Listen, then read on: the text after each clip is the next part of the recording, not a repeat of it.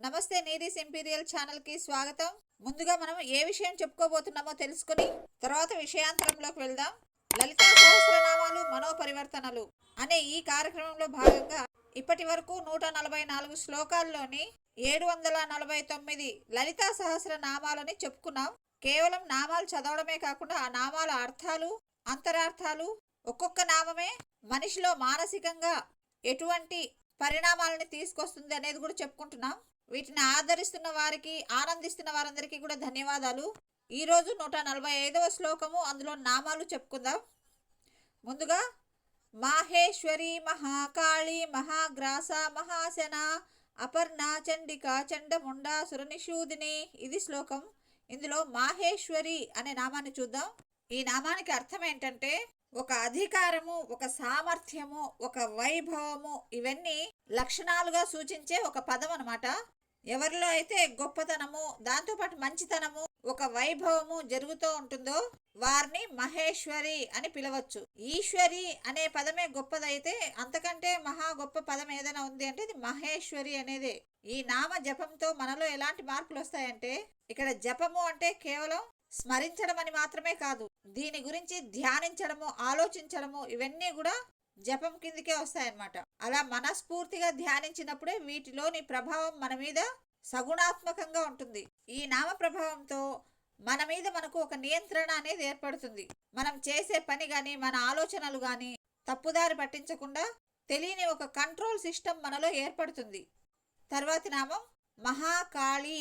ఈ నామానికి అర్థం ఏంటంటే ఇంతకు మించిన నల్లతనము అనేది ఉండదట. నలుపు అనేది విపరీతంగా, అంటే ఇంకా అంతకు మించి నలుపుదనము, నలుపు రంగు అనేది ఉండదు అని సూచించే పదం అనమాట. అలాగే గొప్ప కాలము అని కూడా సూచిస్తుందట. మహాకాళి అంటే గొప్ప కాలము అంటే విశ్వాలన్నీ సృష్టించబడి, నడపబడి, లయమవుతున్న సందర్భము అని అర్థం. ఈ నామ ప్రభావంతో కాలమును లెక్క చేయని ఒక అకుంఠిత దీక్ష అనేది మనలో ఏర్పడుతుంది. కాలంను లెక్క చేయకపోవడము అంటే నేను పలానా సమయంలో ఇది చేశాను, పలానా సమయంలో ఇది చేయాలి, ఇప్పుడే చేయాలి, అప్పుడే చేయాలి, ఇలా ఒక నియమాలు లేకుండా, అంటే వీటిని నియమాలు అని ఎందుకు అంటున్నాను అంటే ఒక మొండితనం అనమాట. నియమాలు అనకూడదు దీన్ని. ప్రకృతిని అర్థం చేసుకుంటూ, సమాజాన్ని అర్థం చేసుకుంటూ, దైవత్వాన్ని ఆపాదించుకుంటూ పనులు చేసే వారికి నిత్యము శుభముహూర్తమే. అలాంటి నియమాలు కలిగి ఉంటారు అని చెప్పడం అనమాట ఈ నామంలోని అంతరార్థము. తర్వాతి నామం మహాగ్రాస. మహా అంటే గొప్పదైన, గ్రాస అంటే తిండి అనమాట. గ్రాసము, పశుగ్రాసము అంటుంటారు, పదం వినే ఉంటారు కదా. అంటే పశువుల తిండి అని అర్థం. ఇక్కడ గ్రాసము అంటే కూడా అమ్మవారు ఎటువంటి తిండిని కలిగి ఉంటుంది అంటే దేన్నైతే సృష్టించి పాలిస్తోందో దాన్నే గ్రాసముగా కలిగి ఉంటుందట. ఇక్కడ గ్రాసము అంటే మరో అర్థం ఏంటంటే తనలోకి లయం చేసుకోవడము, మృంగేయడము అని అర్థం అనమాట. అటువంటి ఈ మహాబ్రహ్మాండాలను గ్రాసముగా కలది అని అర్థము. ఈ నామ ప్రభావం ఏంటో చూసేద్దాం.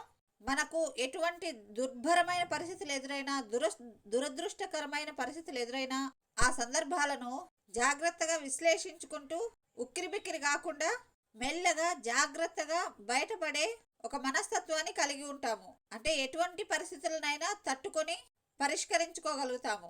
తరువాతి నామం మహాశన. ఈ నామానికి అర్థం కూడా మహాగ్రాస లాంటిదే. అంటే గొప్ప తిండి కలది అని అనుకున్నాం కదా, మరి ఇక్కడ ప్రత్యేకత ఏంటనేది ఒకసారి చూద్దాం. అక్కడ గ్రాసము అంటే తినడము, తిండి అని అర్థము. ఇక్కడ అసనము అంటే తినుబండారము అని. అంటే ఇంకా విశ్లేషణంగా చెప్పాలంటే ఒక జంతిక ఉందనుకోండి, అది తిండే కానీ అది మనకు ఆహారము. కొన్నింటికి ఆహారం కాదు. కొన్ని గింజలు ఏవైనా ఉన్నాయనుకోండి, గ్రెయిన్స్, అవి మనకు తిండి, కొన్ని పక్షులకు తిండి, కొన్ని జంతువులకు కూడా తిండిగా ఉంటాయి అవి. కానీ అది మనకు, అంటే ఆ గింజలు మనకు రెడీగా ప్రాసెస్డ్ ఫుడ్ కాదు. జంతికలాగా రెడీగా తినడానికి ప్రాసెస్ చేయబడినవి కాదు. కానీ జంతిక అనేది రెడీ టు ఈట్ అనమాట. ఆ విధంగా ఈ బ్రహ్మాండాలన్నింటినీ తినుబండారంలాగా తయారు చేసినది అని అర్థం అనమాట. తినుబండారంగా కలిగినది. ఈ నామ ప్రభావం మనలో ఎలాంటి మార్పును తీసుకొస్తుంది అంటే దేన్నైనా ఇష్టంగా, ప్రీతిగా స్వీకరించగలిగే మనస్తత్వం ఏర్పడుతుంది. తినుబండారాలని మాత్రమే కాదు, పరిస్థితులు కూడా ఒక్కోసారి మనకు విపత్కరమైన పరిస్థితులు ఎదురవుతూ ఉంటాయి. వాటిని కూడా ఆహ్వానించి అవి కూడా మనకు ఒక అనుభవ పాఠం నేర్పేవిగా వాటిని కూడా స్వాగతించి జాగ్రత్తగా వాటి నుంచి బయటపడగలము. ఈ విధంగా వాటిని కూడా ఇష్టంగా స్వీకరించే సామర్థ్యం అనేది మనలో ఉంటుంది. అంటే ఛాలెంజింగ్ నేచర్ అనేది మనము క్రియేట్ చేసుకుంటాము. తర్వాతి నామం అపర్ణ. ఈ నామానికి అందరికీ అర్థం తెలిసి ఉంటుంది.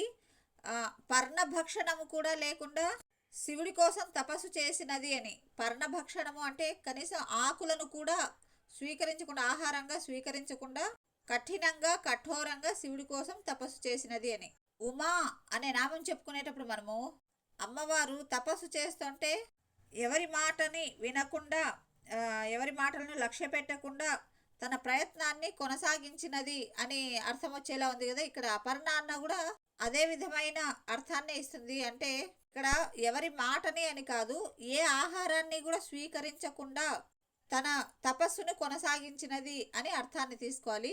శిశిర ఋతువు లక్షణాన్ని కూడా అపర్ణ అంటారంట. అంటే శిశిర ఋతువులు చెట్ల ఆకులు రాలిపోతాయి కాబట్టి ఆ ఋతువు లక్షణాన్ని కూడా అపర్ణ అంటారట. ఈ నామ ప్రభావం చేత మనుషుల్లో అప్పులు రుణాలు చేయాలి అనే మనస్తత్వం అనేది తొలగింపబడుతుంది. అప్పులు రుణాలు చేసే వాళ్ళకి ఎంత ధనమైనా ఎంత సంపదైనా సరిపోదు. ఇందాక మనము నామాల్లో మహాగ్రాస మహాశన అని చెప్పుకున్నాం కదా. ఆ విధంగా సంపద అంతా వీరికి మహాగ్రాసము మహా ఆశనము అయిపోతుంది అనమాట. కాబట్టి ఎవరైనా నిత్యము అప్పులు చేసి కుటుంబాన్ని ఇబ్బంది పాలు చేస్తున్న వారు అమ్మవారి ఈ నామాలని స్మరిస్తే, అంటే ఈ శ్లోకం ఉంది కదా, మహేశ్వరి మహాకాళి మహాగ్రాస మహాసన అపర్ణ చండికా చండముండాసుర నిషూదిని. ఈ శ్లోకాన్ని స్మరిస్తే అప్పుల బాధలు రుణ బాధలు తొలగిపోయి ఉన్న దాంట్లో జాగ్రత్తగా కాస్త తృప్తిగా బ్రతకాలి అనే మనస్తత్వం ఏర్పడుతుంది. కేవలం జపం చేయడమే కాదు, విశ్వాసంతో అమ్మవారిని ధ్యానిస్తూ నమ్మకానికి కట్టుబడి ఉండాలి. తర్వాతి నామం చండిక. అంటే భయంకరమైన స్వరూపము కలది అని అర్థం. భయంకరమైన అంటే అసహ్యమైన అని కాదు, ఎవరు చూడగలగలేనంత అని. ఈ నామ ప్రభావంతో మనలో ఏవైనా ఇతరులు అసహ్యించుకునే లక్షణాలు ఏవైనా ఉంటే ఆ లక్షణాలు తొలగించబడతాయి. అంటే వ్యసనాలు కావచ్చు, ఇందాక చెప్పుకున్నట్టు అప్పులు చేయడము, అక్రమ సంబంధాలు కలిగి ఉండడము మొదలైన దుష్ట భావాలను మనసులోంచి తొలగిస్తుంది. మన మనసులో సింహాసనేశ్వరి తిష్ట వేసుకుని కూర్చుంటుంది. అమ్మవారు ఉన్న చోటికి దుష్టులు రాలేరు కదా. ఆ విధంగా మనలో ఏర్పడే దుష్ట భావాలు, చెడు ఆలోచనలు మొదలైన దుష్టులను సింహం వలె పారిపోయేలా చేస్తుంది. ఇక్కడ పారిపోవడం అనేది సింహం కాదు. సింహం ఎలా అయితే భయపెడుతుందో అలా భయపెట్టి ఆ దుష్టులు పారిపోయేలా చేస్తుంది. తర్వాతి నామం చండముండాసుర నిషూదిని. అంటే చండు ముండు అనే రాక్షసులను సంహరించినది అని అర్థం. ఇక్కడ ఈ నామానికి ఒక అంతరార్థం ఉంది, అదేంటో చూద్దాం. చండ అంటే భయంకరమైన, ముండ అంటే తల అనమాట, పుర్రె భాగము. ఇక్కడ పుర్రె భాగం అని ఎందుకు చెప్తున్నారంటే తలలో పుర్రె భాగంలో ఏర్పడేవి ఆలోచనలు కదా. భయము గొలిపించేటటువంటి ఆలోచనలను పుట్టించే ఆ మెదడులో ఆ ఆలోచనల్ని సంహరించేది అని అర్థం. ఈ నామ ప్రభావంతో ఎవరికైనా ఏదైనా భయంకరమైన దుష్ట ప్రవృత్తి ఉంటే ఆ ప్రవృత్తి నిర్మూలించుకోబడుతుంది. ఎవరికైనా సంఘ వ్యతిరేక పనులు చేయాలనుకునే బుద్ధి ఉన్నవారు, సమాజంలో ఇతరులను హింసించాలి అనే దుష్ట బుద్ధి ఉన్నవారు మన మధ్య ఉంటున్నారు అంటే వారిలోని దుష్ట స్వభావాన్ని పోగొట్టడానికి మనం కూడా ఈ నామాల్ని స్మరించవచ్చు. వారి చేతనే స్మరింపజేస్తే మరింత ప్రభావవంతంగా వారిలో మంచి మార్పులను తీసుకొస్తాయి ఈ నామాలు. లేదంటే వారు చేయట్లేదు అంటే వారిలో మార్పును ఆశించి మనమే ఈ నామాల్ని స్మరించాలి, అమ్మవారిని ధ్యానించాలి. తర్వాతి శ్లోకము 146. క్షరాక్షరాత్మిక సర్వలోకేసి విశ్వధారిణి త్రివర్గధాత్రి శుభగా త్రంబిక త్రిగుణాత్మిక. ఇందులో ముందుగా క్షరాక్షరాత్మిక అనే నామాన్ని చూద్దాం. ఈ నామాన్ని క్షర అక్షరాత్మిక అని పలకాలి. క్షరము అంటే నశించేటటువంటి, అక్షరము అంటే నశించనటువంటి, ఆత్మిక అంటే మూల కారణము అని. ఈ విశ్వాలలో, ఈ సృష్టిలో ఏవైనా నశించే వస్తువులున్నా నశించని వస్తువులున్నా అన్నింటికీ కూడా మూల కారణమైనటువంటిది అమ్మవారు అని ఈ నామానికి అర్థము. ఈ నామ ప్రభావంతో ఈ సృష్టిని విశ్వాలను పరిశీలించే శక్తి ఏర్పడుతుంది. నాశనం అవుతున్న దానికి, నాశనం కాకుండా స్థిరంగా ఉన్నదానికి కారణాలని విశ్లేషించుకునే మనస్తత్వం ఏర్పడుతుంది. అంటే నిశితమైన పరిశీలన జ్ఞానం అనేది ఏర్పడుతుంది. ఆ పరిశీలనలో తెలిసిన కారణాలను, తర్వాత ఏర్పడే పరిణామాలను తెలుసుకొని జాగ్రత్తగా నడవగలుగుతాము. తర్వాతి నామం సర్వలోకేసి. సర్వేశ్వరి అనే నామమైన సర్వలోకేసి అన్న దాదాపుగా అదే అర్థాలే ఉన్నాయి. ఇక్కడ సర్వలోకేసి అంటే అన్ని లోకాలకు పాలనకర్త్రి అని అర్థం అనమాట. అంటే ఈ చతుర్దశ భువనాలన్నీ ఉన్నాయి కదా, ఈ భువనాలు ఈ లోకాలన్నింటికీ కూడా పాలనాధికారి అని అర్థం. ఈ నామ ప్రభావంతో వ్యక్తులు అందరూ సమ్మతించే పనులను చేయడానికే ఇష్టపడతారు. వాటిలోనే తమ ప్రతిభని చాటుకుంటూ ఉన్నత స్థానాన్ని పొందగలుగుతారు. తర్వాతి నామం విశ్వధారిణి. ఈ నామానికి అర్థము విశ్వమును ధరించున్నది అని అర్థం. ఇక్కడ ధారిణి అంటే ప్రత్యేకంగా ఒక వస్త్రంలాగా ధరించినది, ఒక ఆభరణంలాగా ధరించినది అని కాదు, విశ్వమే తానైనది అని అర్థం. ఈ నామ ప్రభావంతో మన జీవితంలో ఉత్తమమైన జీవితాన్ని గడపడానికి కావలసిన వివిధ మార్గాలని వెతికే ప్రయత్నం చేస్తాము. లక్ష్యాలను ఏర్పరచుకొని వాటి వైపు నడిచే ప్రయత్నం చేస్తాము. తర్వాతి నామం త్రివర్గ ధాత్రి. త్రివర్గములు అంటే 3 వర్గములు. ఏంటవి అంటే 3 పురుషార్థాలు అనమాట. అంటే మామూలుగా చతుర్విధ పురుషార్థాలు అంటారు. అందులో మోక్షము అనే దాన్ని తీసేస్తే ధర్మ అర్థ కామము అనే 3 పురుషార్థాలను త్రివర్గము అంటారట. వాటిని దాత్రి, ఇక్కడ ధా అనకూడదు, దా అల్ప ప్రాణమే అనమాట. దాత్రి అంటే ఇచ్చునది అని అర్థం. అంతరార్థంగా ఈ త్రివర్గములు అంటే ఏంటంటే, అంటే ఈ ధర్మం అంటే ఏంటి, అర్థం అంటే ఏంటి, కామం అంటే ఏంటంటే శరీరాన్ని ఇచ్చి దాన్ని పోషించడానికి కావలసినవి ఇచ్చి, వాటితో పాటు కోరికలను ఇచ్చి, వాటి ద్వారా మనుషుల లేదా జీవుల ప్రవర్తనను ఏర్పాటు చేసేది అని అర్థం. ఈ నామ ప్రభావంతో ఏంటంటే మనలో ఏదైనా పని చేయాలి అనే సంకల్పం ఏర్పడినప్పుడు ఫలితాలను అంచనా వేయగలిగే సామర్థ్యం ఏర్పడుతుంది. అలాగే నైపుణ్యాలను పెంచుకుంటూ ఆ పనులను విజయవంతంగా చేయగలము అనే ఒక ఆత్మవిశ్వాసాన్ని ఇస్తుంది. తర్వాతి నామం శుభగా. ఇది 3 అక్షరాలు ఉన్నాయన్నమాట. ఇందులో 3 అర్థాలు కూడా ఉన్నాయి. సు అంటే మంచితనము, భ అంటే వెలుగు, గ అంటే గమనము అని అర్థం. ఏంటంటే మనలోని సుగుణాల ద్వారా, అంటే ఆ సుగుణాలే మనకి వెలుగుగా, అంటే ప్రకాశాన్ని చైతన్యాన్ని ఇచ్చేవిగా చేస్తూ గమింపజేసేది అని అర్థం. ఈ నామ ప్రభావం ఏంటంటే మన గమనము ఎప్పుడూ కూడా సుగుణాలతో కూడినదై ప్రకాశవంతంగా చైతన్యవంతంగా ఉంటుంది. తర్వాతి నామం త్రయంబిక. త్రయంబిక అంటే త్రి అంటే 3, అంబిక అంటే 3 కన్నులు కలది అని అర్థం. అంబకము అంటే కన్ను అనే అర్థం ఉంది. త్రినయన అనే నామం కూడా ఈ నామం లాంటిదే అని చెప్పుకోవచ్చు. కాకపోతే ఇక్కడ తేడా ఏంటంటే త్రిలోచన, త్రినయన, త్రయంబిక వీటికి సూక్ష్మంగా కొన్ని తేడాలు ఉన్నాయి. నయనము అంటే సాధనం అన్నమాట. అంటే మనకు ఏదైనా కనిపించడానికి సహకరించే సాధనము, అందుకు కళ్ళను నయనాలు అంటారు.